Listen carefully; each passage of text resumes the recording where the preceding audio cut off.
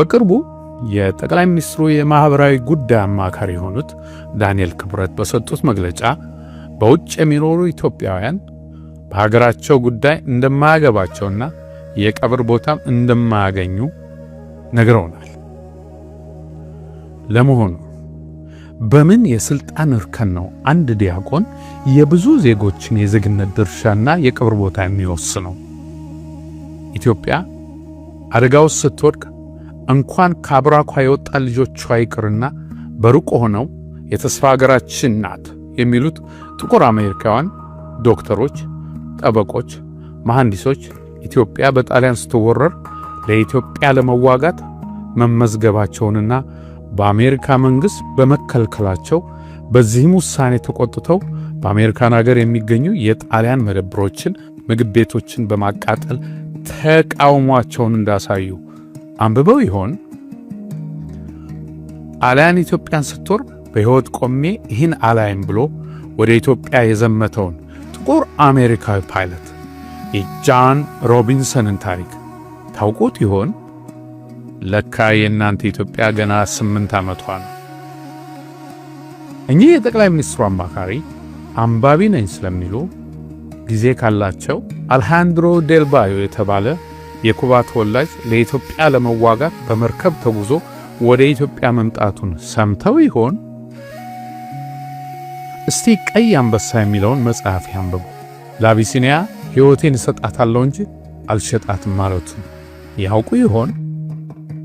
እንደገና በጣሊያን ወረራ ወቅት አዶልፍ ፓርሳክ የተባሉ ትውልዳቸው ቼክ ሪፐብሊክ የሆኑ ከኢትዮጵያ አርበኞች ጎን ተሰልፈው ተዋግተው ያዩትን ሁሉ በመጽሐፍ አስፍረውታል። ታዲያ እኒህ የጠቅላይ ሚኒስትሩ አማካሪ ይህን ያውቁ ይሆን? በእኚህ ሰው የተጻፈውን የሀበሻ ጀውዱ የተባለውን መጽሐፍስ አንብበው ይሆን? ሌላ ታሪክ እናንሳ። በ60ዎቹ መጨረሻ ሶማሊያ ለረጅም ጊዜ ትመኛ የነበረውን የታላቋ ሶማሊያ ህልም ተግባራዊ ለማድረግ ኢትዮጵያን ስትወር ከኢትዮጵያን ጎን ተሰልፈው በኦጋዴን በረሃ የወደቁት የኩባና የመን ተወላጆች እንዳሉ እኚህ የጠቅላይ ሚኒስትሩ አማካሪ ያውቁ ይሆን? ግን የጠቅላይ ሚኒስትሩ አማካሪ ኢትዮጵያ የዛሬ 8 ዓመት የተሰራች የኢንዱስትሪ ፓርክ ትመስላችኋለች እንዴ? ጊዜው እንዴት ይሮጣል! የዛሬ 8 ዓመት ጠቅላይ ሚኒስትሩ የስልጣን አልጋቸው ገና ሳይረጋጋ ሮጠው የመጡት እኮ ወደዚህ ዛሬ እንደ አውሬ ወደ ሳላችሁት ዲያስፖራ ነበር። የአረብ ኤምሬት ወዳጅ ከመሆናችሁ በፊት እኮ ለቡናና ማኪያቶ የምታጠፉትን ገንዘብ ለኛ ስጡን ብላችሁ የጠየቃችሁት ይህን ዛሬ ኢትዮጵያ ውስጥ አትቀበርም የምትሉትን ዲያስፖራ ነበር። በቡራዩ፣ በጌዲኦ፣ በደብረ ብርሃን፣ በወለጋ፣ በትግራይ፣ በመተከል፣ በአፋርና በሌሎችም ቦታዎች በግፍ የተጨፈጨፉ ንጹሃን መጠለያ ሲያጡ በግሎባል አላያንስ በኩል ከ6 ሚሊዮን የአሜሪካን ዶላር በላይ አውጥቶ የደረሰላቸው ይሄው የቀብር ቦታ የከለከላቸው ዲያስፖራ ነው።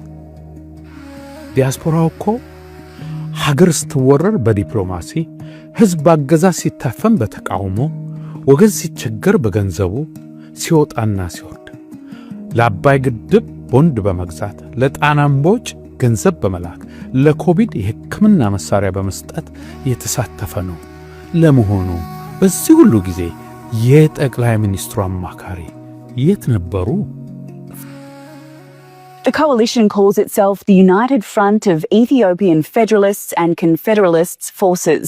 They say if the government doesn't negotiate with them, they will attempt to dismantle it by force. እስከ 5 ሚሊዮን ይገመታሉ በውጭ የሚኖሩ ኢትዮጵያውያንና ትውልደ ኢትዮጵያውያን ሰሞኑ በተደረገላቸው ጥሪ መሰረትም ወደ ሀገራቸው በመግባት ላይ ይገኛሉ። ኢትዮጵያውያንና ትውልደ ኢትዮጵያውያን በያሉበት ሀገር ሆነው በሐሳብ፣ በኢኮኖሚ እንደዚሁም ደግሞ በእውቀት ለሀገራቸው አለኝታ የሆኑ የሀገሪቱ አካል ናቸው። ያኔ ህወሓት የሰሜን ዕዝን ሲመታና ወደ አዲስ አበባ መጣው ሲል ቀበቷችሁ ሲላላ ድረሱልን ያላችሁትን ዲያስፖራ ዛሬ ከዳችሁት። ምን ይደረግ? መክዳትና መደመር ለናንተ ትርጉሙ አንድ አይነት ነው።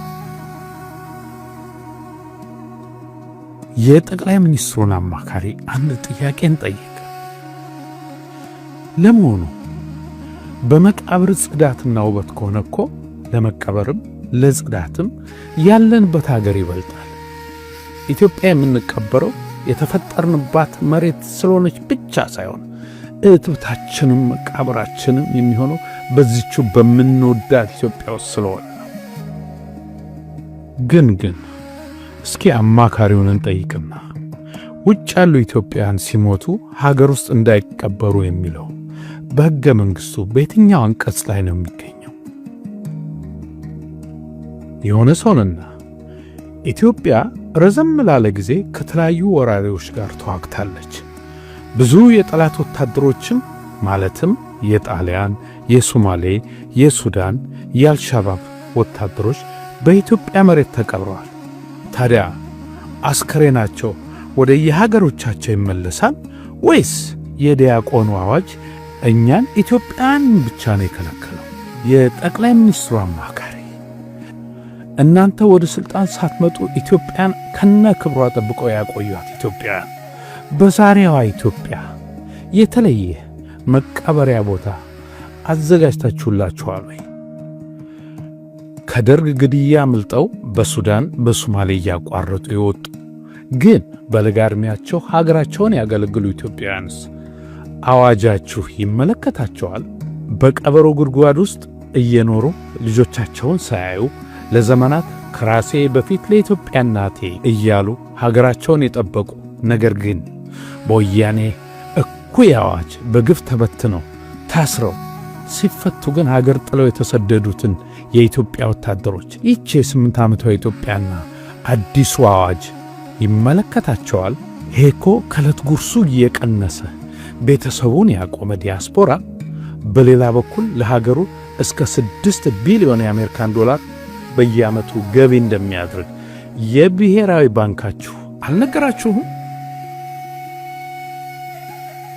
ማጠቃለያ፣ የጠቅላይ ሚኒስትሩ አማካሪ ጥሩ አማካሪ ካለ አሁኑኑ ዲያስፖራውን ይቅርታ እንዲጠይቁ የኢትዮጵያ ዲያስፖራ ለኢትዮጵያ ሕዝብ የሚለግሰውን ግዙፍ ድጋፍ ቢያቋርጥ በሀገሪቷ ኢኮኖሚ ላይ ለሚደርሰው ቀውስ ኃላፊነቱን የሚወስደው የጠቅላይ ሚኒስትሩ አማካሪና መንግስታቸው ይሆናል።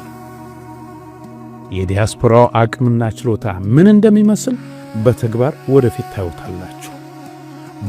ጊዜ ለኩሉ እንዲሉ ሁሉም በጊዜው ይሆናል።